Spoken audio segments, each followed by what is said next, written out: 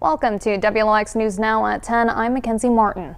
We received audio from the Mississippi Department of Marine Resources on Friday related to the Nolan Wells case. Stop.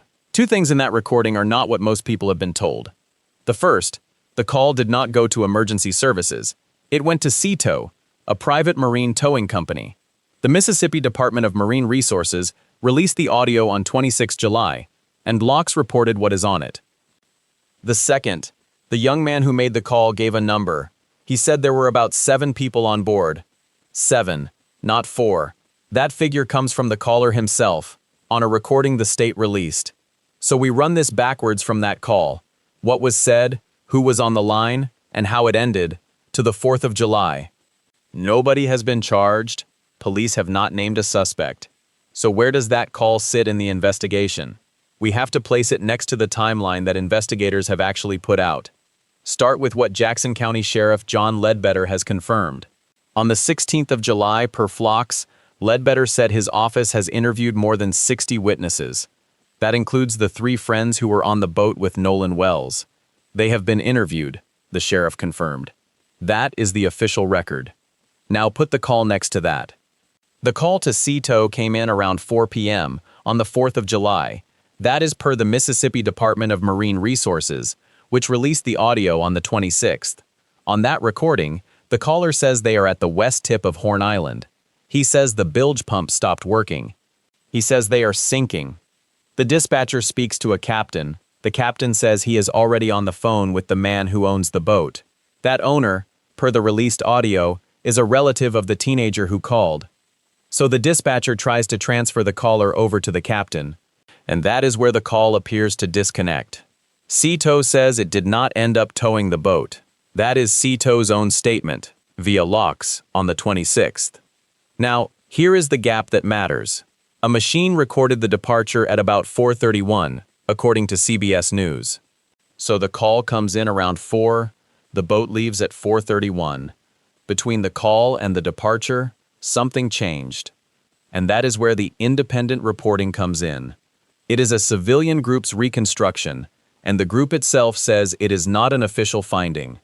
The confirmable ban closes at 4:27, according to the report TMZ obtained. Read those 2 endpoints again, 3:23 to 4:27. That is a window of about 64 minutes, and the call to CTOW sits right inside that window. The Cajun Navy's report is not an official finding. That is stated plainly in the report itself, but it gives us a frame. A sighting window, a distress call, a departure time, and a boat that left without a tow. Now, what do the experts say about the call itself? Retired FBI agent Kieran Ramsey reviewed the released CTOW audio. Per Fox News, in late July, Ramsey said the audio does not show anything nefarious. That is an outside expert's read on the recording. But there is another read. A forensic expert speaking to NewsNation said the enhanced version of the released call could not be verified. That is the version that has been circulating online, the one that people have been arguing about. Per NewsNation, the expert said it could not be verified. And then there is the family. An attorney for the Wells family said experts would review the 4th of July boat distress call. Per PBS NewsHour and WGN-TV, in late July. So the family is not treating the released audio as the final word. They are having it examined. Now the official record. The state autopsy was completed by the 31st of July per WellBT. Its results have not been made public. They are going to a grand jury. That is the official path. The independent autopsy, commissioned by the family, came back first. Per ABC News and CNN, on the 22nd and 23rd of July, it returned a cause and manner of death. That finding, undetermined pending investigation. So here is where we stand. The official autopsy is sealed. The independent autopsy is undetermined. No one has been charged. It remains an open matter for local and federal investigators, per CNN and NPR. And the people who were on that boat? The witnesses say they are being threatened. Per the Griot, one friend's attorney has sent a cease and desist letter. So we have a distress call that did not go to 911. We have a count of 7 on board. We have a boat that left without a tow. We have an official record that is sealed. And we have an independent record that says undetermined. The time between 3:23 and 4:27, that 64-minute window, is where this case lives. And the call to sea tow, at around 4 o'clock, falls near the far end of it, roughly half an hour before the boat is recorded leaving. But there is one more detail in that call that changes how you read everything after it, and it is not the number 7. So let's rewind. Not to the island, not even to the call itself. Let's go back to the week before you ever heard that call. The week of July 19th to July 26th. Because in that week, the case had a shape you have never seen. No audio, no public recording, no official autopsy, just an investigation that was still moving, and a family that was still waiting. That is the week we need to understand before we can understand the recording. At the start of that week, on the 22nd and 23rd of July, per ABC News and CNN, the independent autopsy commissioned by Nolan's family was completed. What the family commissioned came back without a cause or a manner, according to ABC News. That phrase is doing a lot of work. Undetermined. Pending investigation.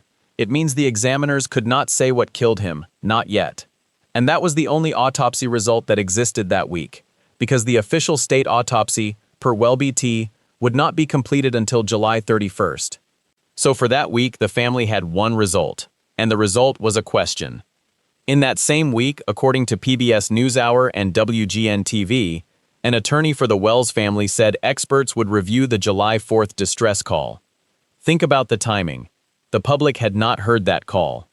It was still unreleased, but the family was already saying, "This recording is something we need to examine," and they were not the only ones on edge. According to WWL, The Grio, and ABC News, friends who had been on that trip were reporting death threats and online harassment. One friend's attorney sent a cease and desist letter, that is the week before the release, and it looked nothing like the week after. Just before that week, on July 16th, the sheriff's office gave the clearest statement it had given so far. Per WLOX, Jackson County Sheriff John Ledbetter confirmed that the 3 friends who had been on the boat with Nolan had all been interviewed. He also said his office had interviewed more than 60 witnesses, 60 people, in a case that had not yet produced a single charge. That was the official scale of the investigation as that week began. Now go back further. On July 6th, per CNN and WLOX, Nolan's body was recovered, 2 days after the trip. And on July 4th itself, there is a window that the United Cajun Navy report would later try to lock down. That document comes from a volunteer organization which states plainly that it is not a finding.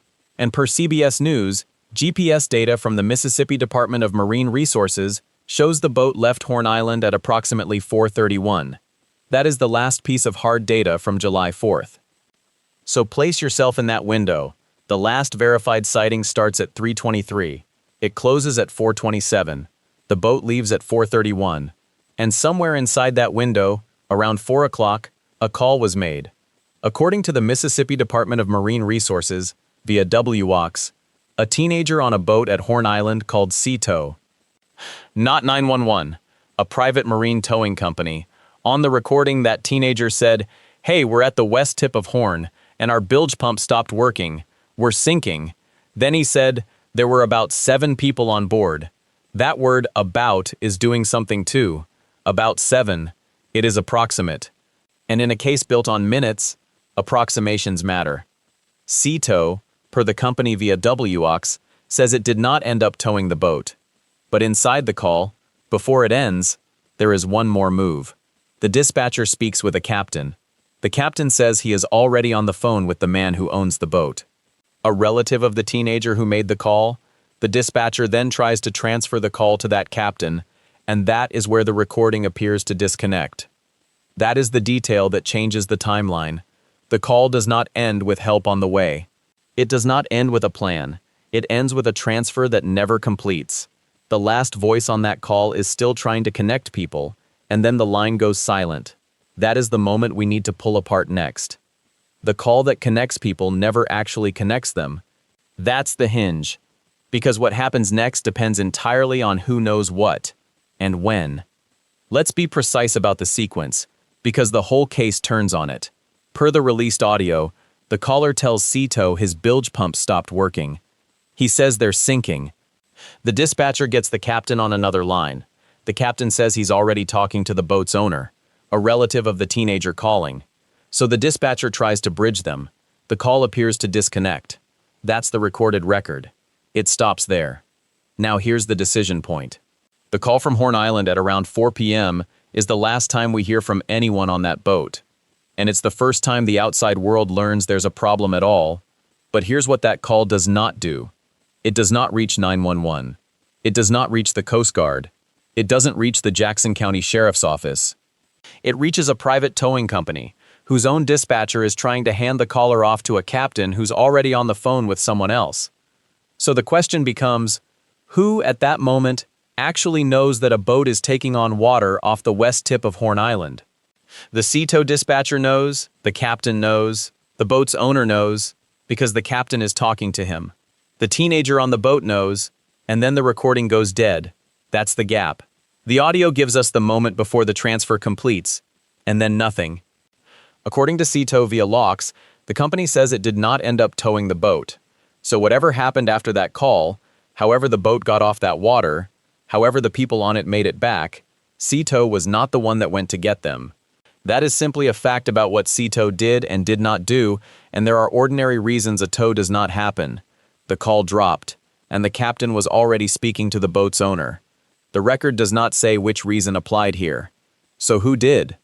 That's the question at the heart of this next stretch of the timeline. Because the GPS data you already know about, from the Mississippi Department of Marine Resources, via CBS News, shows the boat left Horn Island at approximately 4:31. That's about half an hour after the distress call.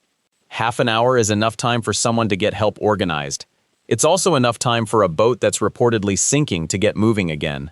Which one happened, we don't yet know. Now hold that uncertainty, because there's another layer here that doesn't line up. Per the United Cajun Navy report, which per TMZ is a volunteer organization's report and not an official finding, Nolan Wells' last independently verified sighting fell between 3:23 and 4:27. The boat left Horn Island at 4:31, per CBS News. So the last verified sighting closes at 4:27, and the boat leaves 4 minutes later. 4 minutes. And the distress call, the one you just heard described, happens around 4 p.m., according to the Mississippi Department of Marine Resources via WLOX. 4 p.m. is inside that verified sighting window. It's before the boat leaves at 4:31, so the call falls inside the same band in which Nolan was last independently seen. That is all the overlap establishes. The two things happen in the same stretch of time. It does not place him on the boat or off it. The caller says about 7 people aboard. And a source that is not official, the Cajun Navy, says Nolan was last independently seen somewhere in that same window. The call, the sighting, the departure, they all crowd into just over an hour, and the call itself is the only one of those three that contains a human voice saying something is wrong. We're sinking. A retired FBI agent named Kieran Ramsey has looked at the released audio. Per Fox News in late July, Ramsey said the Sea Tow recording does not show anything nefarious. That's an outside expert's reading of the call. It doesn't prove what happened next. Meanwhile, per NewsNation, a forensic expert says the enhanced version of the call that's been circulating online could not be verified. And per PBS NewsHour and WGN-TV, the Wells family's attorney says experts will review the July 4th distress call itself. So the released audio is in play. It's being examined, but it is not on its own an answer. The call tells us a boat was taking on water. It tells us someone asked for help. And it tells us that the help the caller asked for, a tow from Sea Tow, never actually arrived, according to the company itself. That's not an accusation. It's a gap. The recording stops at the transfer, and nothing covering what followed has been released to the public. That is a limit on what has been published, and it should not be read as anything more than that.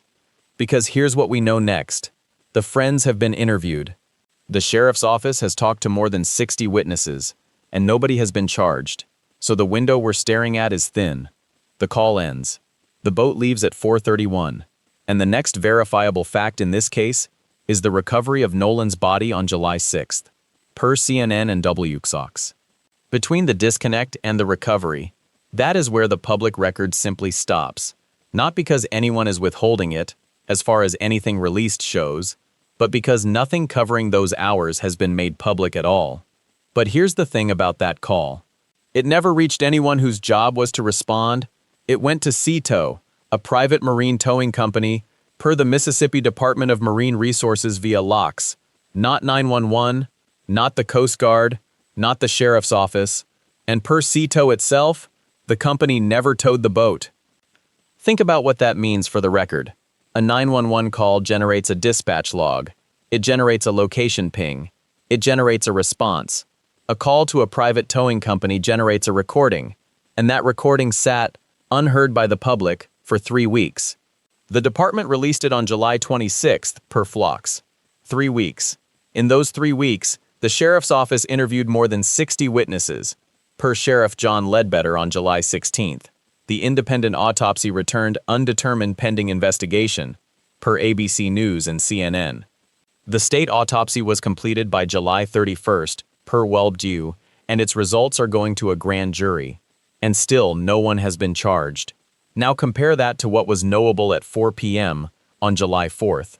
A teenager said the bilge pump stopped. He said they were sinking. He said about 7 people were aboard. The dispatcher tried to hand him to a captain already on the phone with the boat's owner, a relative of the caller, per the released audio. Then the call disconnected. That's the whole record from that afternoon. Nobody in law enforcement heard it in real time. The only location on that record is the caller's own words, the west tip of Horn Island. The GPS data that would pin the boat's position came later. Here's the uncomfortable arithmetic. The GPS data from the Department of Marine Resources, obtained by CBS News, shows the boat left Horn Island at approximately 4:31. The boat that was sinking at around 4 left the island at 4:31. Knowable now, not knowable then. At the time, only the people on that boat knew it was moving, and the person who asked for help was the teenager, whose call ended with a disconnect and no tow. That's where the criticism belongs, not at the caller. The caller did the right thing, he asked for help. The criticism belongs to the system that received the call. A private company took a distress call, tried to connect the caller to a captain, and the call died. CTOW says it never towed the boat, so the help that was requested never arrived. That's a fact. What it means, that's for investigators. That's not an accusation against the company. It's a statement about the record. The record shows a request for help. It shows no help arriving. The retired FBI agent says the tape shows nothing nefarious, per Fox News. The forensic expert says the enhanced version can't be verified, per NewsNation. And the family's attorney says experts will review the call itself, per PBS NewsHour and WGN-TV. Those are all readings of the audio. They don't cover the hour after the call ends, the boat leaves. The next verifiable fact is the recovery of Nolan's body on July 6th, per CNN and 24x. So what was knowable then versus now? Then, in real time, the people on that boat knew what was happening.